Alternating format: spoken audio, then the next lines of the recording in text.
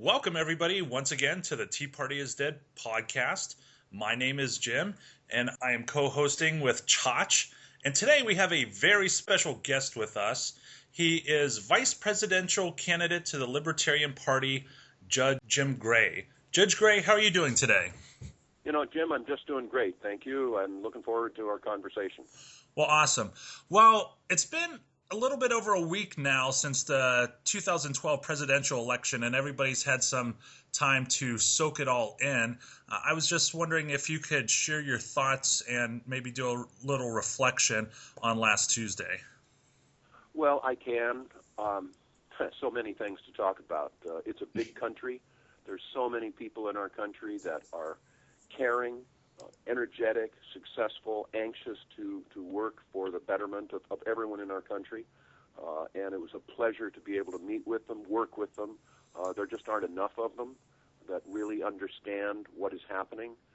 And I've got to tell you very directly, a very frustrating experience for me, because I deeply felt that Governor Gary Johnson was the most qualified person to be president, not only on the ballot, but that I really know of, and maybe even of any presidential candidate during my lifetime. He just doesn't have an ego. He'd been successful as a two-term governor of New Mexico, actually was financially responsible and socially tolerant, which is what we are, we believe, as libertarians. You know, he had a lot of experience in business. He started his own handyman company when he graduated from college in New Mexico. He was the handyman and turned it into the largest construction company in New Mexico, about 1,000 employees, made payroll, gave value, the rest of that. So he's a very, very qualified fellow. And when he asked me to be his running mate, I said we'd only do this if we run to win, which he completely agreed with. And then he went on to say something that absolutely has to be the first time in history that it's even been mentioned to his running mate. Jim, throughout the campaign, if you have different ideas than I do, feel free to discuss them publicly. You know, that's what we want in a president. No ego to get in the way. He wants to get the right information. If somehow I stumble on some information that's more accurate, more online, he wants to hear it. And I felt I was more qualified than anyone else running, even than Mr. Biden, who'd been president for almost 4 years, and certainly than Paul Ryan, who had not had a job outside of government since he graduated from college. And, you know, I'd be the first Peace Corps volunteer to be elected to national office. I was proud of that. The only of the 6 of us running for president or vice president served in the military. That brings a perspective. Been a federal prosecutor for several years and a judge for 25 years. So I really felt not only were we the most qualified, but we actually had ideas that would work. The watchword, the slogan of our campaign was, good government is easy, watch, and it was. And we just had our ideas. We could not get the exposure. So finally, when people went to vote Tuesday, probably 75% of the people in the country that went into the polling booth didn't even know who we were. So we didn't do real well. The Libertarians are happy we got more votes than anyone in Libertarian history for president, but I was very, very frustrated about the whole experience. I would imagine if you were frustrated, I couldn't imagine what the level of frustration is. I mean, I'm sitting there watching everything. I want to throw my television out the window during the presidential debates. I would imagine you got to be sitting there wanting to fire a rocket launcher at the television. It was just so discouraging, and you know exactly what's happening. But we had to have been in the presidential debates, 3 for president, 1 for vice president. You know, we would certainly have qualified had the rates, the entry level been reasonable. But the Presidential Debates Commission has been brilliant. They're completely co-opted and controlled by the Republicans and Democrats, and for some reason they only invite Republicans and Democrats to have a seat at the table. And, you know, we were on the ballot in 48 states and the District of Columbia. Actually, the Republican Party went around the country and filed lawsuits to try to keep us from being on the ballot. We defended all of them successfully, except for 2, one Oklahoma, one Michigan. Those had rather strange fact patterns, but we should have been in those debates. And honestly, you know, we're libertarians. We believe in competition. I think the Green Party should have been in there, too. They were on the ballots in something like 35 or 40 states. And that meant that if you have enough ballots that you could technically win enough electoral votes to win the presidency, you should have a seat at the table. But we're going to pursue our lawsuit against the Presidential Debates Commission, Republican and Democratic parties, for really anti-competitive behavior, basically a antitrust action, because the people of the United States of America need better. And the people were frustrated. They were fed up. I'm convinced we would have been really competitive had we been a part of those debates. And during them, you probably saw, I saw all except one, they didn't ever discuss our nation's failed drug policy, for example. Obama and Romney are competing with each other to see who's going to bomb Iran first and go to war in Iran. And we have definite thoughts about we're not going to bomb anybody, go to war with anybody unless they attack us or our allies. So these were positions that were simply never brought up. Romney is the architect of Obamacare, which is an absolute tragedy for all of us, not even discussed, not even brought up in any competitive fashion. And they controlled the procedures, where they didn't even allow the moderator to ask follow-up questions. So they could ask you, how are you, what would you do with regard to missiles against China? And you'd say, I really visited Poland last year, and I had a wonderful time. Obviously not answering the question, and there's no follow-up. So it was a rigged event. And so the answer to your question is yes, extremely frustrating, should not happen in our country. What's the most important competition in our country? And that is the competition to become president. It should not be anti-competitive. Right.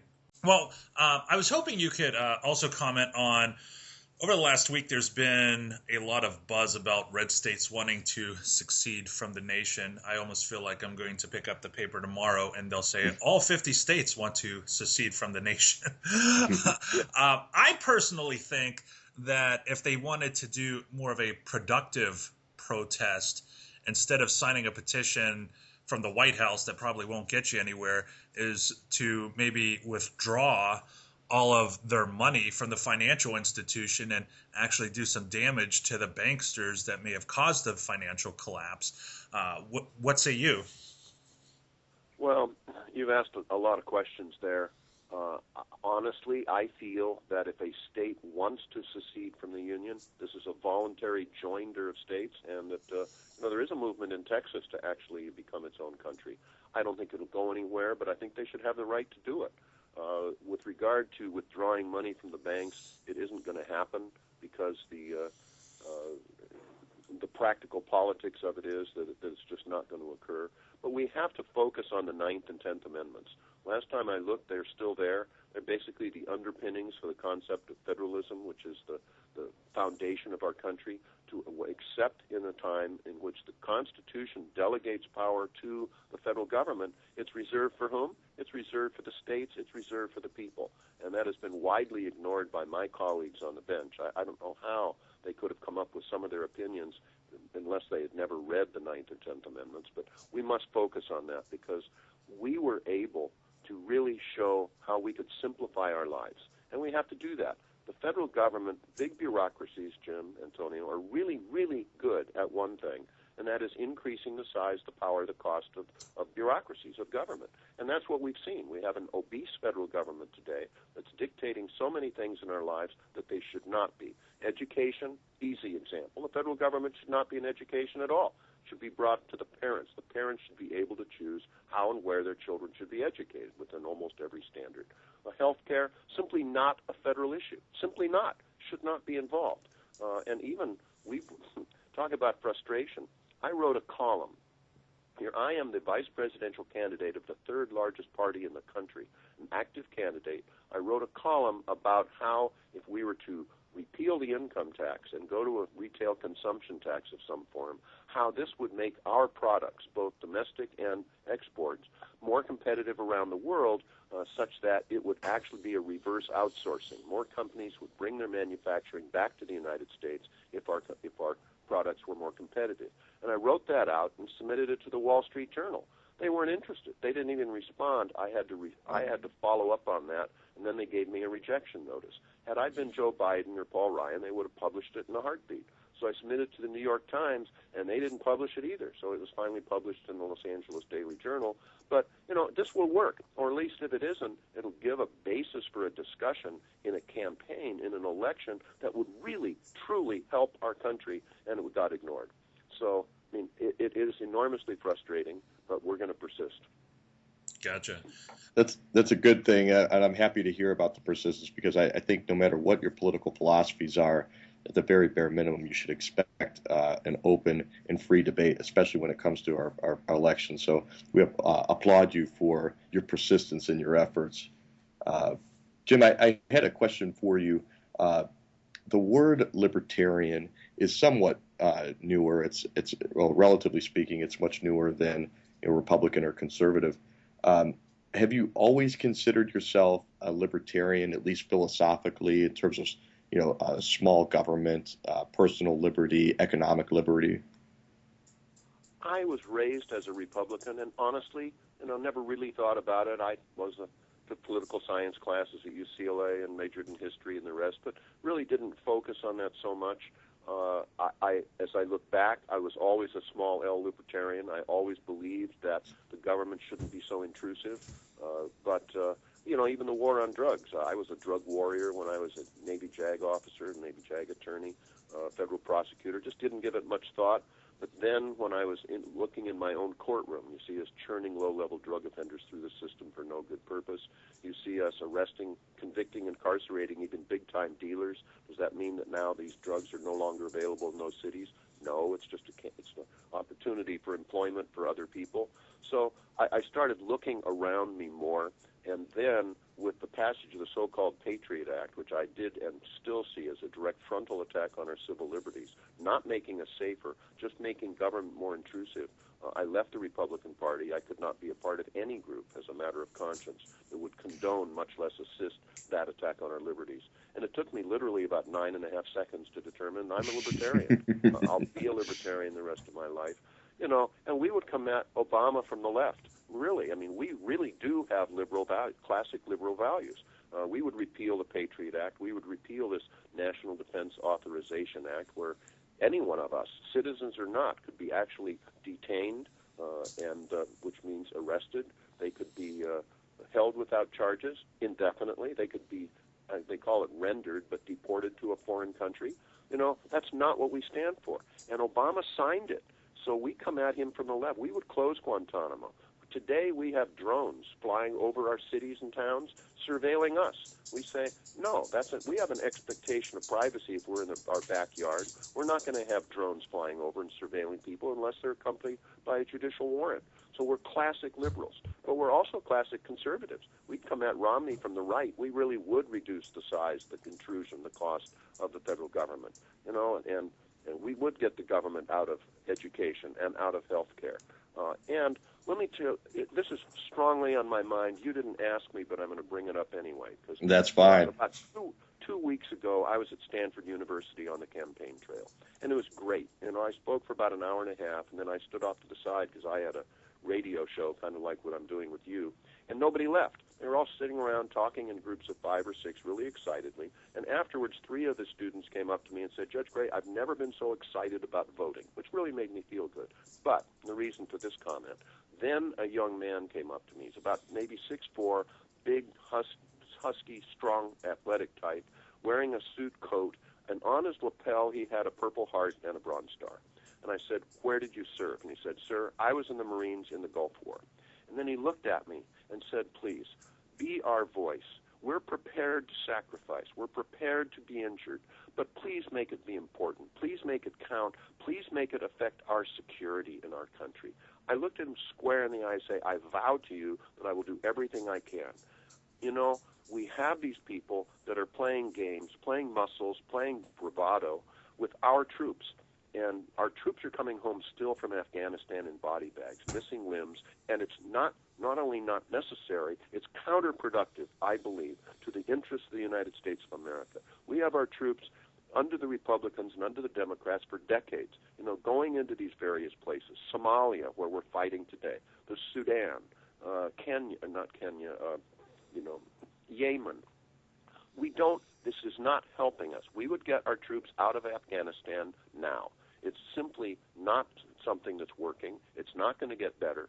We simply must do this, and I'm unable to carry out my vow to this former Marine. That's an interesting story, and I guess it can be very impactful when you hear it that way. Judge, in your time as a judge, Did you see many people directly affected by assaults on personal liberty?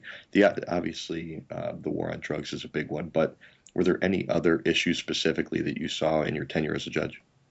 Well, I'm proud of our system, basically. I think, and I tell my jurors this, that we do a pretty good job. In the civil justice system, we have two choices. We can either have the civil system where one person can sue another, or we can have even more regulations and by the government. And I don't know anybody that wants that. So yes, it can be better. In the criminal justice system, I am deeply appalled by what I'm seeing with more police shootings, more intrusions on our liberties, more drones flying overhead. We're becoming a police state. And there are a lot of people. I love police officers, and I respect them. They have a tough job. They have a dangerous job on occasion. But you've got to have training for these people. And, it's the Rodney King thing that does keep happening. And they're going unchecked. In our jails, in our prisons, on the streets, we're living in fear. The police are an occupying force in so many of our cities, and it's simply a question of force. We've got to turn back from that. We're overly punitive in our society, and if you start beating people up, they're going to beat you up too. If you keep putting people in prison, you're rendering them unemployable, and then they don't get any drug treatment when they're in prison. We have mental health people that are put in jail and prisons all the time, doing enormous harm to these mentally fragile people. So we just need to reassess what we're doing. We need to go back to what I would call restorative justice, leaving our jails and prisons, what we certainly need, but using those mostly for people that we're afraid of, people that are causing physical harm to each other, and not people we're mad at, like people that are addicted to drugs or even, burglars for nonviolent offenses. Put them in jail for 30 days, 45 days or so, and then have them get a job and have them make the payments to their victims, say 20% right off the top, goes to reimburse restitution for the victims. Everybody wins that way. We have something like 5% of the population of the world and 25% of its prisoners. It's just outrageous. It's crazy. We in California, fortunately, passed an initiative this past election to make the third strike on this 3 strikes and you're out now have to be a violent offense. Well, it's about time. It always should have been that way. We have tens of thousands of people in custody in California today that should not be there. We have hundreds of thousands of people in custody in our country that simply should not be there. It's not good for the taxpayers. It's inappropriate for them. They've been there much too long for whatever they committed, etc. It just goes on and on. So I see that as a frustration, and then a lot of very, very good, honest, caring police officers get tarred and feathered in the people's minds because of a couple of few ones that really shouldn't be there and are unsupervised. So, yes, there's frustrations abounding with me. Excellent. I was hoping maybe you could talk a little bit about the 2 laws that were passed in Colorado and Washington, which was the legalization of marijuana on a recreational use. This question may sound a little bit counterintuitive because I actually think that this is combating the war on drugs. I was just wondering if maybe you can talk a little bit about that. Well, certainly, and our campaign endorsed the ones in Colorado and Washington as well as the one in Oregon that did not pass. I'll take you to task. They didn't legalize anything. I don't favor the legalization of drugs. If you're going to talk a legalized drug, think aspirin. Your 12-year-old daughter could go to your local pharmacy and buy a case of it. Price is set by the free market, no special restrictions, no age restrictions, etc. This is, in Colorado and Washington, they were going to regulate marijuana like alcohol, which is a regulation. It does have age restrictions, etc. It will make it more difficult for young people to get marijuana than it is today because you're regulating and controlling it.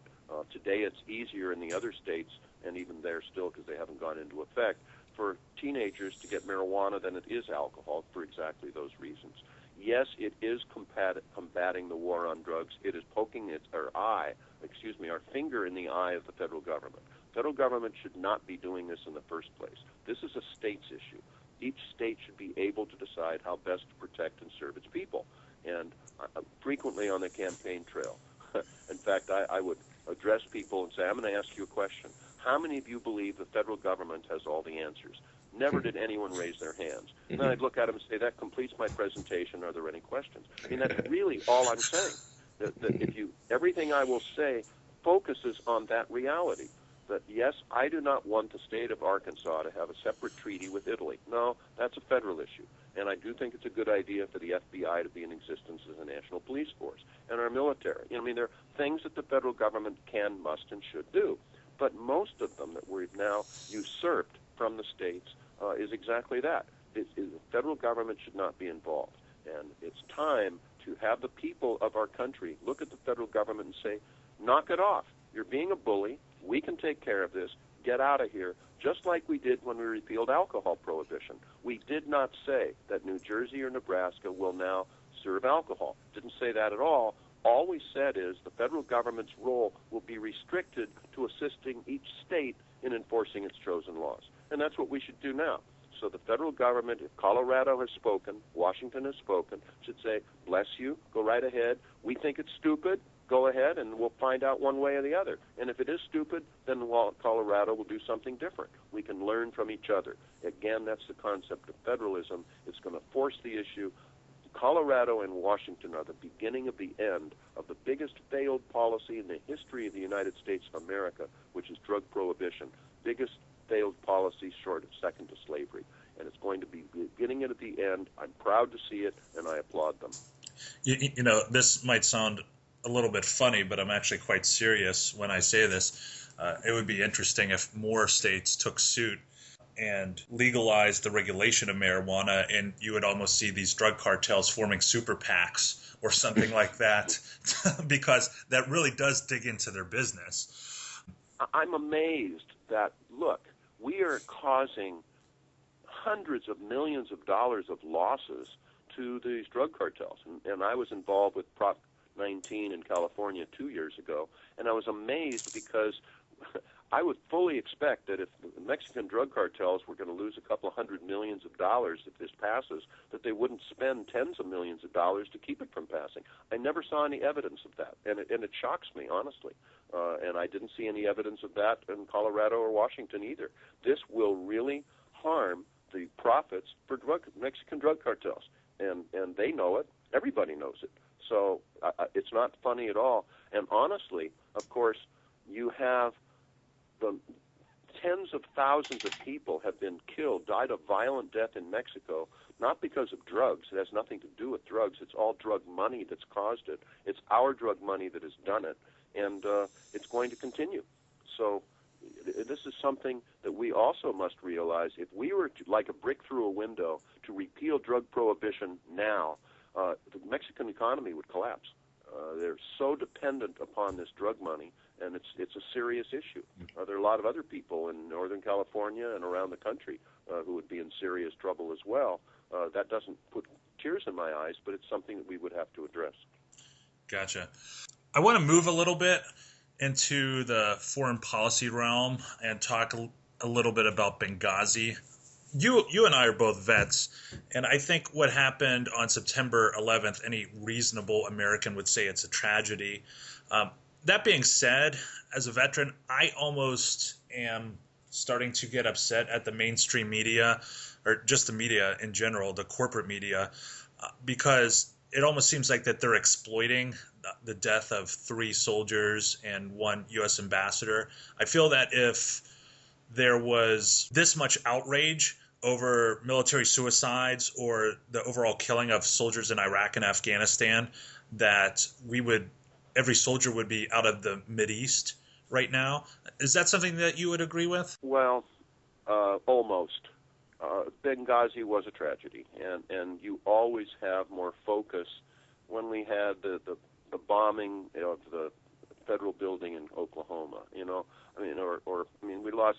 It's 9/11 of 2001.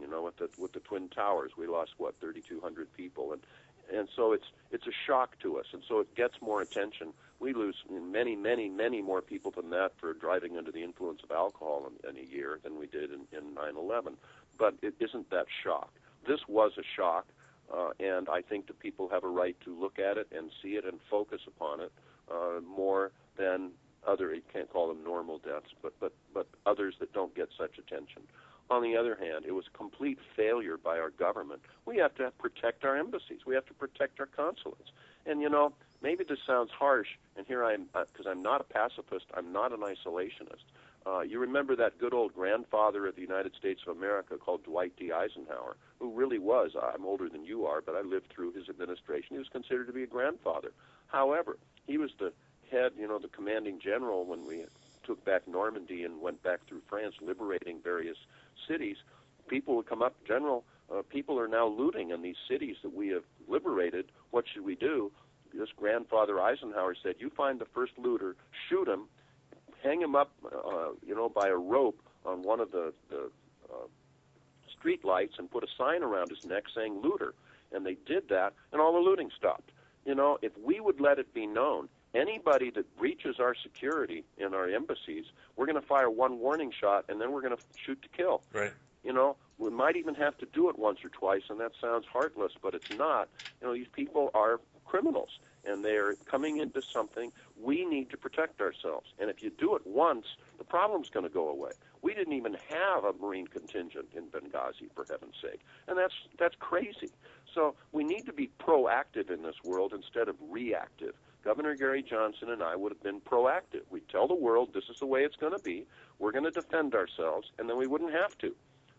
And we will declare peace around the world. It sounds inconsistent, but we would declare peace around the world on these various other skirmishes and fightings, etc., unless they attack us or our allies, or if our security interests are at stake.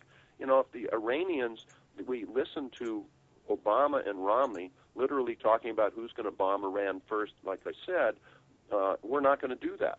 We'll continue with our sanctions. We'll try diplomatic efforts, but we're not going to do that. However, if Iran starts closing the Straits of Hormuz, we are going to use our military. I believe that affects our security interests.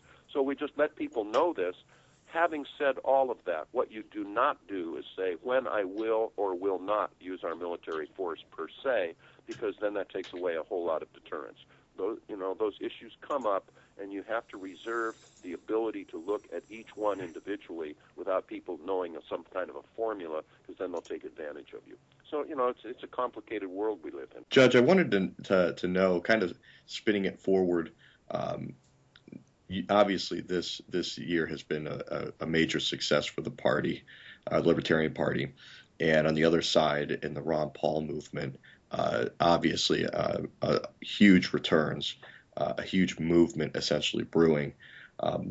Between those two movements and even perhaps maybe a more libertarian focus by society as a whole, what do you see the prospects for liberty in the future? It's troubling.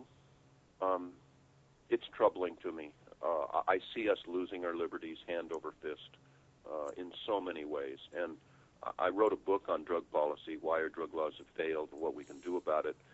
It was published originally in 2001. I had a new edition this year, and in the chapter on the erosion of civil liberties added the subheading, Where's Paul Revere? Why is no one spreading the alarm? People have died for our freedoms that we are now voluntarily giving away. This whole TSA stuff, we would privatize the TSA. It's so intrusive, so unnecessary, so costly, and it's simply not making us safer. I was, on one of my campaign trips, was actually in the Orange County Airport in California, where I live, was just taken off for someplace. Standing in line, the TSA screening, behind a young man who had a backpack on him, and he had a little metal kind of badge on his backpack. My eyes weren't good enough to see what it is, so I just asked him, what does the badge say? Oh, I work for Homeland Security, he said. Okay, does that mean you have to go through security too? Oh, yes. Let me ask you a question, I said. Will my taking my shoes off make this airplane flight safer? He looked at me, smiled, and said, the grand illusion of security. It's true. They're making us feel safer, but it does not make us safer. And nobody seems to care. I care. People that have come from communism, in fact, I'm going to relate to you, this is kind of humorous and maybe even off color to some degree, but I heard a story about a lady, she was a seamstress, a Chinese seamstress that came from mainland China, and she was talking politics to somebody and was saying, I not vote for Obama, I not vote for Obama. Well, why is that? He stole my face wash. I said, what? Yeah, I was at the airport in Cincinnati going through this line, and they took my face wash and they sent it to Obama. I not vote for Obama. So, people from other countries realize how important our freedoms are. They gave up a whole lot to come to America, the land of the free. They see what is happening a lot more than we do. Shame on us. So I'm pessimistic. We need leadership. Ron Paul, we were in Tampa to celebrate Ron Paul before the Republican convention. By the way, if anyone thinks that you can reform the Republican Party from within, just look at what happened to Ron Paul during the convention itself, right before your very eyes when they changed the rules. It's just, I think it's hopeless, but I'm not a Republican. So I'm encouraged on the one hand with what we've been able to do. I'm proud of what we were able to do as libertarians in this election, but deeply frustrated, expected far, far more. And I'm proud of what Ron Paul has been able to do. Ron Paul will always be known as having carried that torch of liberty, that beacon. But the torch has been passed now, I believe, to libertarians, to Governor Gary Johnson, and to me. And we tried to carry it, but it just was not successful. We didn't get that exposure. We didn't get people focusing on these issues. We didn't get people focusing on our campaign.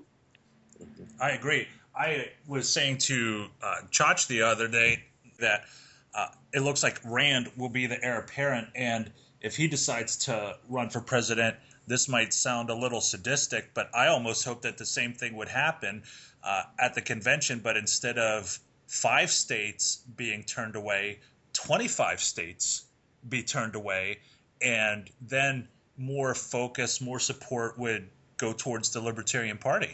Well, I'm a libertarian. I believe in what we stand for. I don't care who does it. I want it to be done. Right. If it's Rand Paul, if Obama were to all of a sudden see the light and see I don't care. I'm just concerned for our country. This isn't for me. It isn't for our Libertarian Party. It isn't for anybody except our children, except for our country that is at risk. We are losing our soul.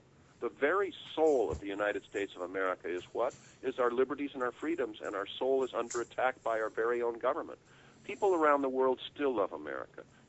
They'd give anything, many of them, to be here. They love Americans. They're not so wild about our government, but then again, neither am I. But what makes us special? It's our liberties and our freedoms. And they see what's happening to us. And Osama bin Laden has won. He wants the world to see us like we're no different than anybody else. We don't have any more freedoms. We have all of this greed. We have all of this bureaucracy. We have all of this power in government, just like everybody else does. And we're cooperating with them. We're doing this. You look at Pakistan today. They hate us. Well, look, wouldn't you? We have drones flying over their airspace. They're invisible to people, and all of a sudden a missile comes out of the sky and shoots some car and explodes some people in it. Now, okay, maybe they had, again, a number 2 in Al-Qaeda. They've lost about 17 number 2s in Al-Qaeda from what I can tell. But, his whole family has exploded as well. We've killed 1,000 people with our missiles out of the sky. We don't even argue that more than 200 of them were actually involved in Al-Qaeda, and whether they were or not, I don't know. But we're executing people without a jury, without charges, out of the blue. It's an assassination in other people's lands. Why do you think they hate us? I hate that. That's not what we stand for. Guantanamo is a bleeding sore on the soul of the United States of America. Obama said he'd close it. Now he's embraced it as his own. He said he's embraced the Patriot Act. He signed the National Defense Authorization. I feel myself getting excited. I am excited. I'm very disturbed for the future of the United States of America. And we haven't even begun to talk yet in this conversation about our economy. But in fact, I'll tell you another quick story. I was in Spokane, Washington on a speaking thing on the campaign at lunch. And I got there a little bit early, and I met this 3-year-old named Jake who'd been brought by his mother to our session. So as I do, when I was giving my presentation, I used his name, and I said, look, I apologize to everyone here.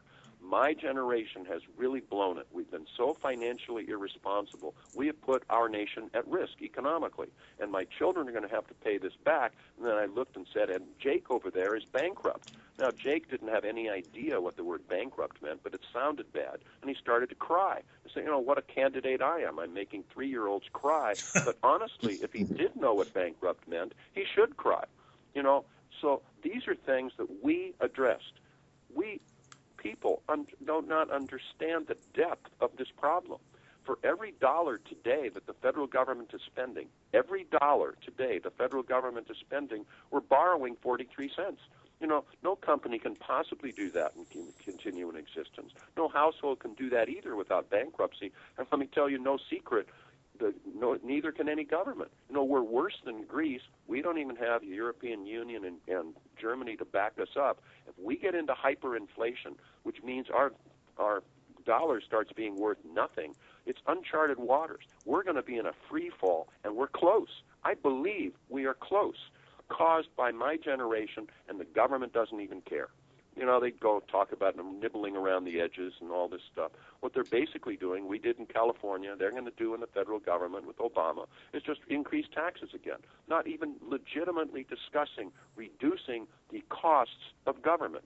Let's obliterate and abolish the Department of Education. That's a $60 billion budget every year with 4,600 employees that are not necessary. Well, the money should be used, does use to pay for education. That money, so instead of 4,600 employees, maybe we should have 50 there, just making sure that for every fifth grader in the country, they each get $8,000 to be used toward their education, or whatever the right number should be, controlled by the parents, and get rid of all those other bureaucrats.